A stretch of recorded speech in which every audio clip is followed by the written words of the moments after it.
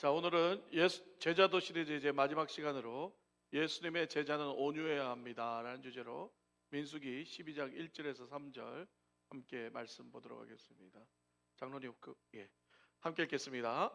모세가 구스 여자를 취하였더니 그 구스 여자를 취하였으므로 미리암과 아론이 모세를 비방하니라. 그들이 이르되 여호와께서 모세와만 말씀하셨느냐 우리와도 말씀하지 아니하셨느냐 하매 여호와께서 이 말을 들으셨더라. 이 사람 모세는 온유함이 지면의 모든 사람보다 더하더라. 아멘. 자, 오늘은요 이제 제자도 시리즈 이제 마지막 시간입니다. 오늘은 민수기의 말씀을 통해서 이 예수님의 제자가 되기 위해서는 온유해야 합니다라는 주제로 하나님 말씀 나누기 원합니다.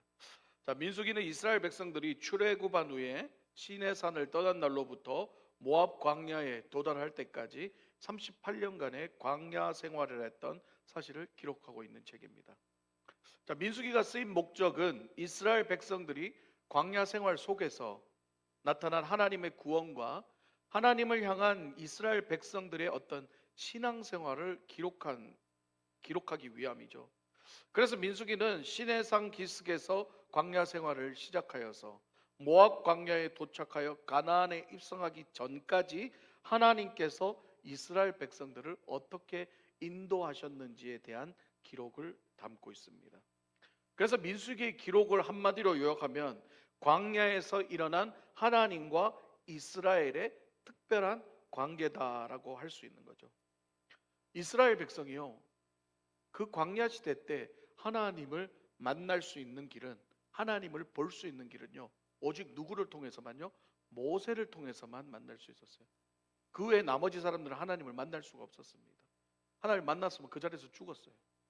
하지만 하나님은요, 이 민수기를 통해서 하나님을 직접적으로 만나 뵙지는 못했지만 하나님은 구름 기둥과 불 기둥과 주거 문제, 매출하기, 만나, 음식의 문제, 옷 문제, 건강 문제 등을 늘 해결해 주시면서 우리는 눈에 보이지 않지만 일상 속에서 하나님은 하나님 자신을 그들에게 드러내주고 하나님을 만날 수 있는 축복을 허락해 줬다는 거예요. 우리 그걸 기억해야 된다는 거죠. 이스라엘 백성은 못 느끼고 있었지만 하나님은 늘 그들과 일상에서 함께 하셨다는 거예요. 말 그대로 모세만 느꼈던 하나님을 이제 이스라엘 백성들도 하나님하고 느끼는 게 아니라 일상에서 우리가 삶으로 체험할 수 있게 해주셨다는 거죠. 이 얼마나 놀라운 축복인가요? 절대 사람이 살 수 없는 이 광야 같은 곳에서 하나님은 누구를 살게 하셨어요? 이스라엘 백성을, 그것도 38년 동안이나 살게 하셨다는 거죠. 풀 한 폭이 없고 돌짝밭에 물 한 방울 나지 않는 그 땡볕의 사막. 여러분은 사막 그러면은 막 모래사장만 생각하죠. 막 이렇게 모래 가득 있고. 아니에요. 여러분 실제로 이스라엘의 광야를 가보면요, 모래가 없습니다. 전부 돌짝밭이에요. 이렇게 막 황량한 돌들밖에 없는 거예요. 예. 걷지도 제대로 못해요. 차라리 모래는 걷고 다니면 발이라도 편하지. 그러나 거긴 발바닥이 막 아파서 걷지도 못하는 곳에 하나님은 이스라엘 백성을 몇 년요? 38년을 살게 하셨다는 거죠.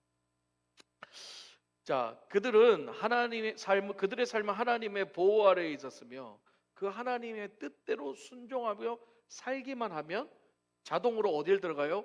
약속의 땅인 가나안 땅에 들어가게 돼 있었어요. 그러니까 하나님의 계획이었죠. 예. 그러면서 하나님이 이스라엘 백성에게 원하셨던 게 뭐였어요? 딱 한 가지였죠. 하나님 말씀에 어떻게 해라? 순종해라. 할렐루야. 그게 하나님이 원하시는 것이에요. 다른 거 바라지도 않았어요. 예. 하나님께서는 그들과 동고동락하시기 위해서 여러 가지 그들에게 지켜야 할 규칙을 만드셨는데 그 규칙들만 잘 지키면 아무 문제가 없어요. 편안하게 사는 거예요. 예. 일 안 해도 따박따박 고기 먹여주셔, 물 먹여주셔, 만나 먹여주셔.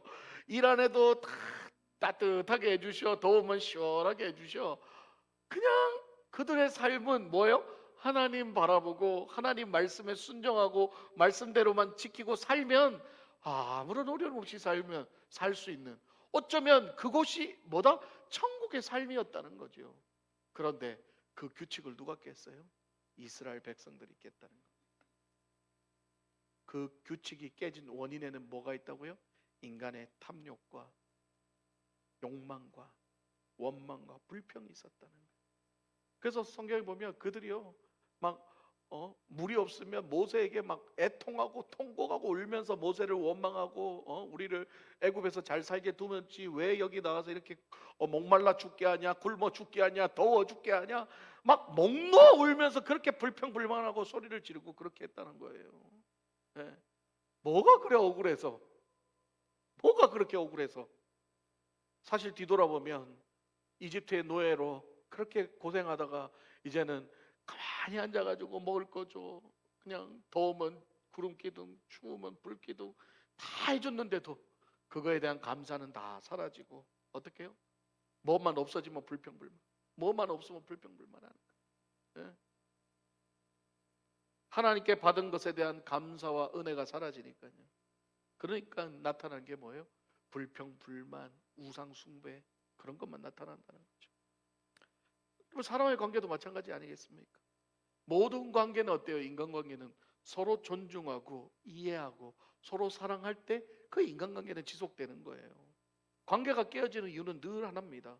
자신만 손해본다는 생각을 하기 때문이죠. 그리고 감사가 사라지는 거예요. 처음 함께했던 약속을 어기기 시작한다는 거죠. 그리고 어떻게 돼요? 싸우기 시작하고 나중엔 적이 된다는 거죠. 이스라엘 백성들은요, 하나님과의 관계에서 하나님께서 정한 규율들을 어기고 결국 어떻게 돼가고 있는 거예요? 하나님의 적이 돼가고 있는 거예요. 이러한 배경 속에서 오늘 본문은 모세가 구스 여자를 취하였다는 이유로 미리암과 아론의 어떤 비방을 받기 시작한다는 거죠. 1절 봅니다. 모세가 구스 여자를 취하였더니 그 구스 여자를 취하였으므로 미리암과 아론이 모세를 비방하니라. 자, 우리는 여기서 생각해 보여야 될 게 있습니다. 첫 번째, 모세는 왜 자기 아내가 있음에도 불구하고 구스 여인을 취하였는가라는 거죠. 그러니까 성경을 읽으면서 제가 늘 말씀드리죠. 그냥 좀 넘어가지 마시고 예수님이 왜 침을 뱉어 진흙을 바르셨나, 아니면 왜 모세가 이 나이 100세 다 돼가지고 또 구스 여인을 취했나, 좀 궁금해 하셔야 돼요. 저한테 한 번도 질문하는 분이 없어요. 모세가 왜 구스여인을 취했습니까? 질문 좀 하세요. 질문 좀. 궁금해야 돼요. 예. 두 번째, 왜 모세와 가장 가까운 사이인 미리암과 아론이 모세를 또 비방을 했는가라는 거죠. 이 두 가지 문제에 대한 공통적인 결론이 있습니다. 하나님의 권위에 대한 순종과 불순종이라는 거죠. 자, 먼저 모세는 왜 구스 여인을 취하였을까? 우리 한번 살펴봅시다. 구스 여인이라 하면요, 오늘날로 말하면은 에티오피아 사람이라는 거예요. 구스가 에티오피아 사람. 그러니까 그 당시 에티오피아 사람은 흑인일까요? 백인일까요?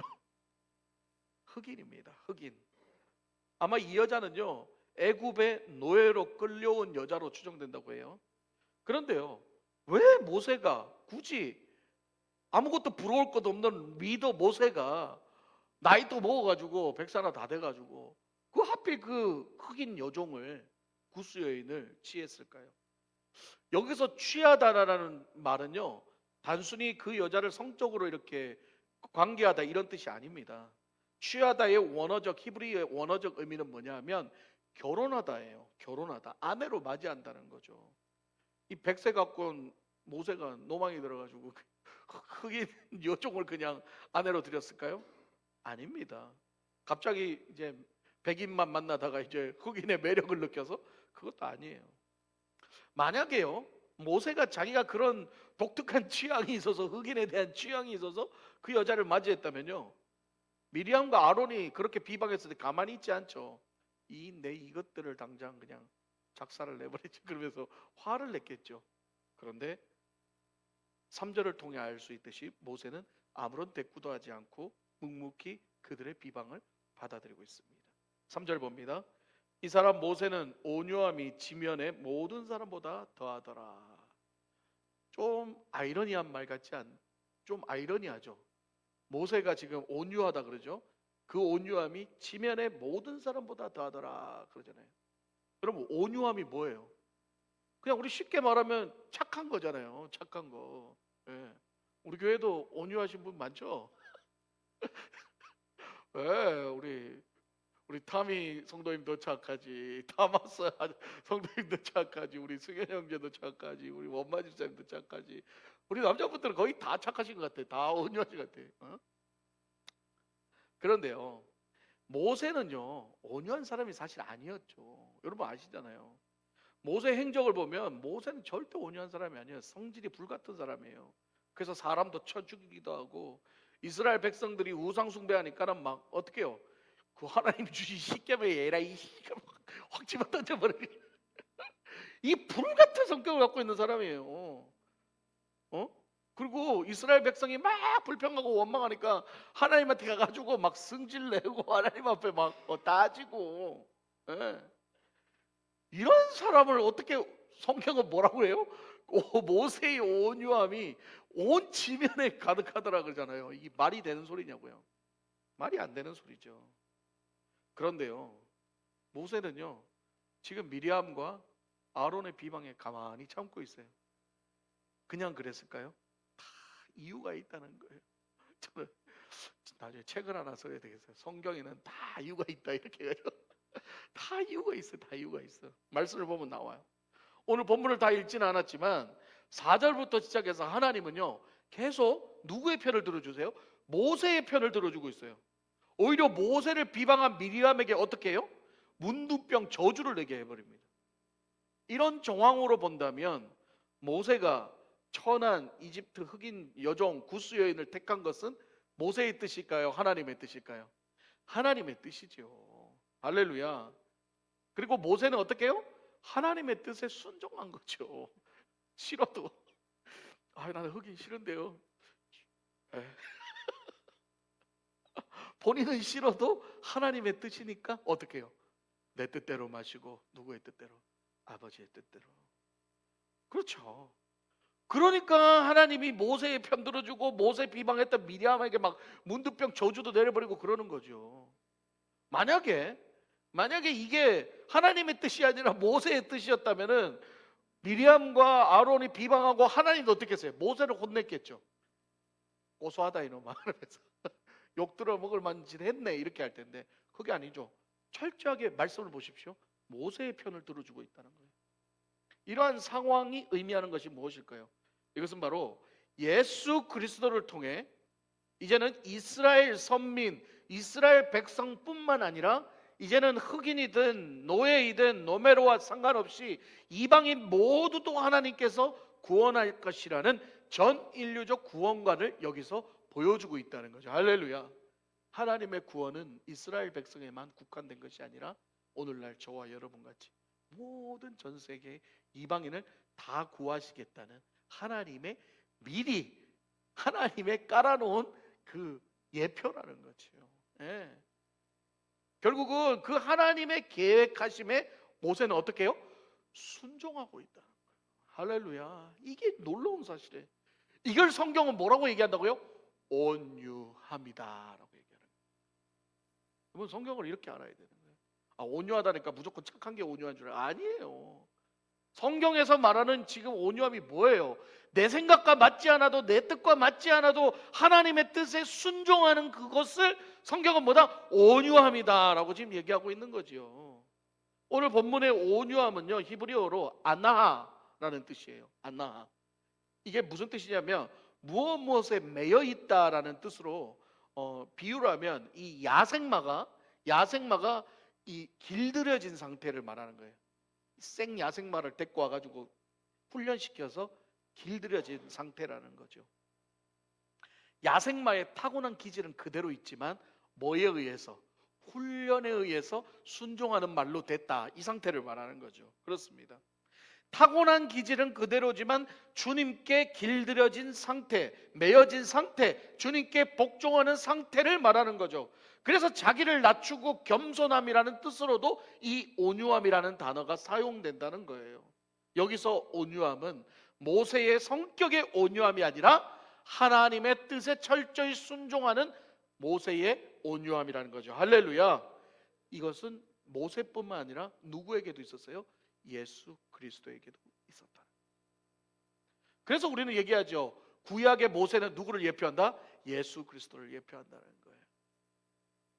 모세는 노예와 같은 이방 여인을 취하라는 하나님의 뜻에 내 뜻대로 마시고 아버지의 뜻대로 하옵소서 하고 순종하고 그녀를 아내로 받아들이고 어떻게 해요? 묵묵히 수많은 비방을 다 참고 인내한다는 거죠. 예. 여러분 이 모습을 어디서 볼 수 있었어요? 신약에서. 바로 예수 그리스도의 모습이었죠. 천하고 천한 이방인인 저와 여러분을 구원하기 위해서 예수님은 그 유대인들과 바리새인들과 대제사장 서기관들의 온갖 비방과 순환을 참으시고 하나님의 뜻에 순종하여 십자가에 달려 돌아가셨다는 거예요. 이것이 바로 위대한 예수 그리스도의 온유함이다라고 말하는 거예요. 할렐루야. 그렇다면 미리암과 아론은 왜 비방했을까요? 단순히 굿수 여인을 취했기 때문일까요? 모세가 늙음하게 노망 나가지고 흑인 여자 차지했다고 그거 비난하려고 욕했을까요? 그렇지 않습니다. 그들은 모세를 비방한 게 아니었어요. 그들의 비방은 하나님을 향한 비방이었다는 거죠. 이미 그들은 이스라엘 백성들의 탐욕과 불평에 이미 마음이 휩쓸려서 그들과 함께 모세의 뒤에서 일하시는 하나님을 지금 공격하고 있다는 겁니다. 2절을 보겠습니다. 그들이 이르되 여호와께서 모세와만 말씀하셨느냐 우리와도 말씀하지 아니하셨느냐 하매 여호와께서 이 말을 들으셨더라. 이 놀랍죠? 무섭습니다. 오늘 2절에서 미리암과 아론의 비방에 여호와께서 이 말을 들으셨다. 여러분 여호와께서는 다 듣고 계셔요. 하나님은 다 듣고 계셔요. 말만 듣는 게 아니라 여러분의 생각 일거수일투족 다 보고 다 듣고 계시는 거예요. 이 말씀이 얼마나 무서운 말씀인 줄 아세요? 하나님은요 이미 미리암과 아론의 속을 다 꿰뚫어 보고 계셨다는 거예요. 그들은 모세의 자리를 부러워하며 자신들도 그 자리에 오를 수 있다고 하는 도전이라는 거죠. 모세의 흠집을 내서 여론몰이를 해서 모세를 끌어내리고 아론과 미리암이 모세의 자리에 올라가고 싶어요. 이거는 모세의 자리를 도전하는 게 아니라 누구의 자리예요? 하나님의 자리에 도전한다. 하나님을 향한 도전이라는 거죠. 하나님의 일하심에 대한 도전이라는 거죠. 이건 하나님이 가장 싫어하시는 행위예요. 여러분 하나님의 일하심은 절대 여러분 도전하시면 안 됩니다. 하나님이 다 용서하셔도요 하나님한테 도전하는 건 용서하지 않으세요. 심판받습니다. 벌 받습니다. 깨달으라고. 게다가 그들은 정당한 자신들만의 근거를 가지고 또 비방을 했어요. 어떻게 해요? 왜 이방인과 결혼하지 말라는 하나님의 율법을 모세 너는 어겼느냐라고 지금 얘기하는 거예요. 그들에게는 지금 하나님의 말씀에 순종하는 것보다 뭐가 더 우선이에요? 율법이 더 우선이라는 거죠. 네. 율법을 지키는 행위보다 하나님 말씀을 순종하는 게 더 큰 줄 믿습니다. 할렐루야. 근데 하나님 말씀에 순종하지 않고 율법을 강조하기 시작하면요 뭐가 되냐? 불순종이라는 거예요. 그들이 지금 깨닫지 못하는 게 뭐예요? 율법을 누가 만들었어요? 율법을 하나님이 만드셨어요. 율법을 하나님이 만드셨고 율법을 없앨 수 있는 것도 하나님이시라는 걸 그들은 모르는 거예요. 그들 전능하신 하나님을 율법 안에다 가두고 있는 거죠. 그리고는 겉으로는 율법을 앞세우고 속으로는 모세의 자리를 쟤들이 차지하려고 흠집을 내려고 하나님의 자리를 차지하려고 흠집을 내려고 지금 탐욕의 모습을 보여주고 있다는 거예요. 이 모습 역시도 낯설지가 않습니다. 어디에 있을까요? 바로 메시아이신 예수 그리스도가 왔음에도 불구하고 바리새인과 서기관들은 자신들이 모세의 자리에 앉으려고 심판의 자리에 앉으려고 율법을 근거로 누구를 공격했어요? 예수 그리스도를 공격했다는 거죠. 성경은요 데칼코마니 같아요. 창세기에 있었던 일들을 그대로 신약에서 예수님을 통해 모세가 예수님이 되고 아론과 미리암이 바리새인과 사두개인들이 되는 거죠. 네. 똑같이 일어나고 있는 거예요. 사랑하는 여러분, 민수기는요 그리스도를 예표하는 상징들이 너무 많이 있습니다. 오늘 본문 역시 바로 예수 그리스도를 통해 우리를, 이방인들을 구원하시기 위한 하나님의 계획하심을 보여주고 있다는 거예요. 그건 절대로 막으면 안 되는 거예요. 예수님이 십자가에 달려 죽으셔야 한다고 얘기했을 때 그를 막았던 사람이 누구냐? 바로 베드로라고요. 주님 그렇게 하시면 안 된다고. 그때 예수님이 뭐라고 했어요? 사탄아 물러가라고 쫓아내버렸어요. 하나님의 일을 방해하는 자들은 사탄의 일을 하는 자들입니다. 하나님의 진노함은요, 단순히 모세를 비방했던 이유가 아니었습니다. 모세를 통해 일하시는 하나님의 권위에 지금 도전을 했다. 하나님의 어털리티에 지금 도전을 했다는 거예요. 어찌 그들이 하나님의 계획하심을 알 수 있을까? 어찌 한낱 인간이 놀라운 하나님의 계획하심을 알 수가 있을까요? 단 1초도 우리의 앞일을 모르는 게 우리의 인생인데, 하나님이 하실 일을 자기들이 아는 것처럼 하나님의 자리에 올라서 판단하고 정죄하고 심판하는, 어찌 인간의 짧은 생각으로 하나님의 일하심을 알 수 있을까요? 이미 구약시대 때부터 죄인된 우리를, 이방인을 구하시려는 그 하나님의 큰 뜻 앞에 우리가 해야 할 일은 바로 은혜에 대한 감사와 순종인 줄 믿습니다. 할렐루야.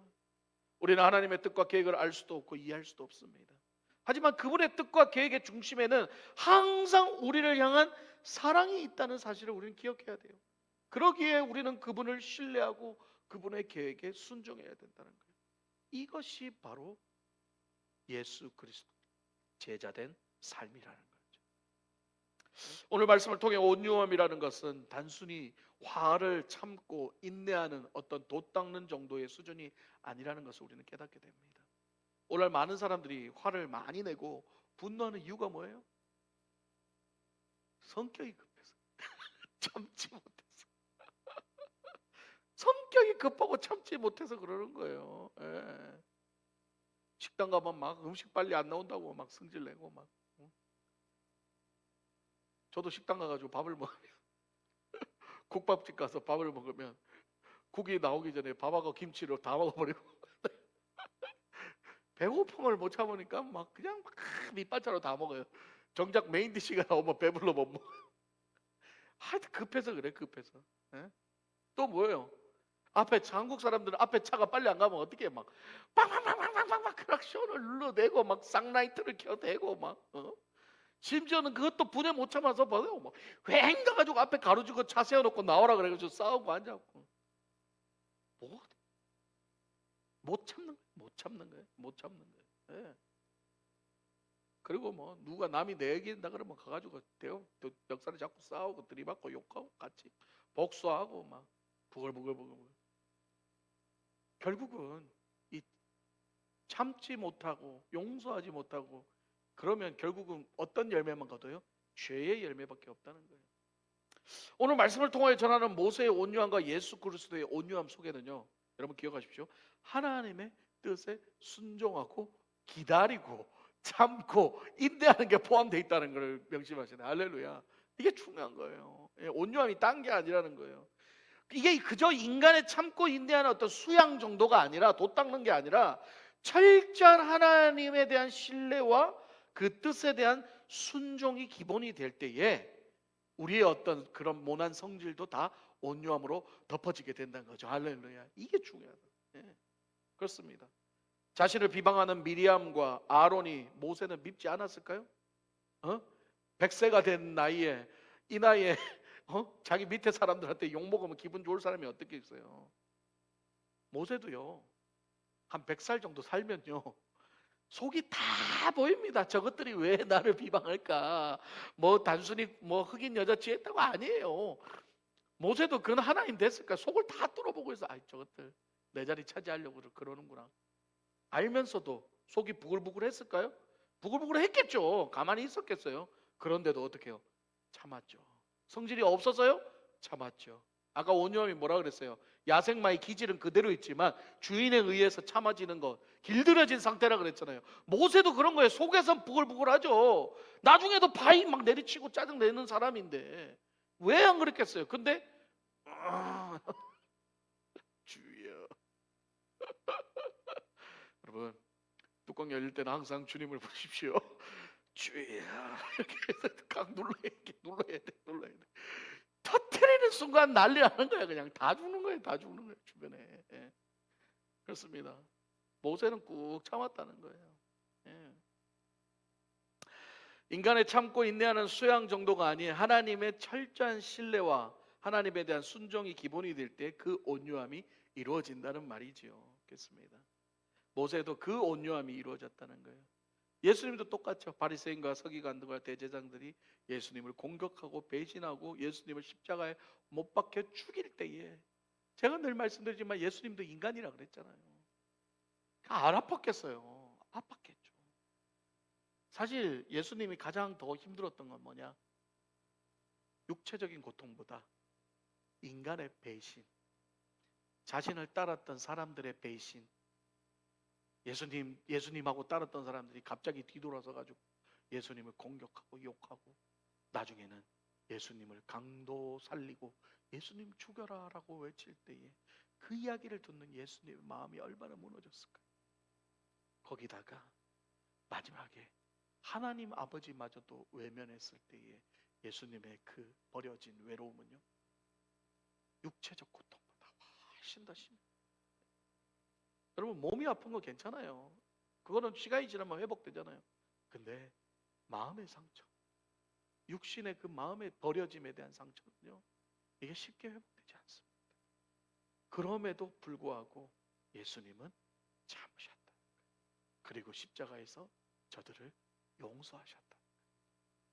그리고 마지막으로 내 뜻대로 하시고 아버지의 뜻대로 하시옵소서라고 끝까지 순종하셨다는, 할렐루야. 이게 바로 성경에 말하는 온유함이라는 겁니다. 저와 여러분이 인간 돛 닦는 온유함이 아닌 이 모세와 예수 그리스도의 온유함이 함께 있기를 주님의 이름으로 축복합니다. 말씀을 마무리하겠습니다. 우리가 이 땅에서 신앙생활하는 것이 어쩌면요, 이스라엘 백성이 광야에서 생활하는 것과 같습니다. 여전히 하나님은 예배를 통하여 우리에게 임재하시고 우리의 삶 속에서 성령의 임재함으로 함께하고 계시다는 사실을 믿으시기 바랍니다. 이제 우리의 온유함은 단순히 어떤 스스로 참고 용서하는 어떤 인간 수양의 단계를 넘어서 우리의 생각을 내려놓고 성령의 이끄심에 순종하는 것부터 시작돼야 된다. 내 생각과 맞지 않고 내가 세운 계획과 맞지 않더라도 성령의 이끄심이 있다면 순종하는 훈련을 해야 된다. 야생마가 길들여지듯이 훈련이 된다. 결국 하나님의 뜻에 순종하는 훈련을 통해 우리의 본성이 예수 그리스도의 본성으로 뒤덮일 때 우리는 진정한 온유함이 나타나게 될 줄 믿습니다. 그럼요. 그냥 참는 거는 안 돼요. 우리 언제까지 참을 거예요? 또 뒤집어져요. 그러나 예수의 온유함이 우리에게 임할 때는요, 다 덮어지게 되겠다. 그러니까 예수님의 제자된 삶은요, 하나님이 우리에게 주신 규칙을 잘 지키면서 하나님과의 친밀한 관계를 유지하면서 살아가는 것인 줄 믿습니다. 여러분, 사랑하는 여러분, 은혜를 잊지 마십시오.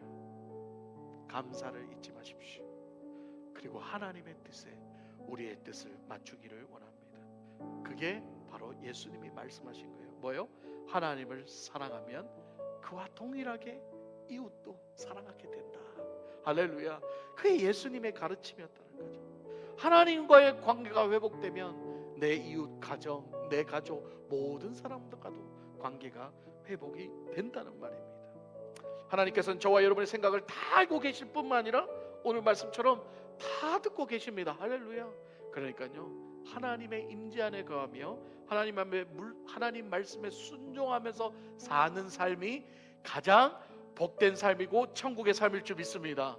이스라엘 백성이 38년 동안 광야 생활할 때가 가장 복된 삶이고 가장 천국의 삶이었어. 하나님의 말씀에 순종만 하면 됐으니까요. 오늘날도 마찬가지입니다. 하나님의 뜻에 말씀에 순종만 하고 그대로만 살아간다면요, 우리의 삶은 가장 복된 삶이에요. 어떠한 어려움과 고난과 힘든 일이 있어도요, 누가 우리를 지켜주세요? 하나님이 우리를 지켜주신다. 꼭 기억하십시오. 예수님의 제자가 되는 길은 온유함을 가져야 됩니다. 어떤 우리의 성격에 참고 용서하는 그런 수준이 아닌 예수 그리스도의 성품, 모세의 성품, 하나님의 성품, 참고 기다리고 인내하고 내 생각을 그분의 뜻에 맞추는 그 단계까지 올라갈 때에 우리는 진짜 예수 그리스도의 제자로서 늘 예수의 온유함으로 사람들에게 보여져서 복음을 전파하고 예수의 제자의 삶을 살아가며 제자를 삼아가는 저와 여러분 되실 줄 믿습니다. 함께 찬양하며 나가겠습니다.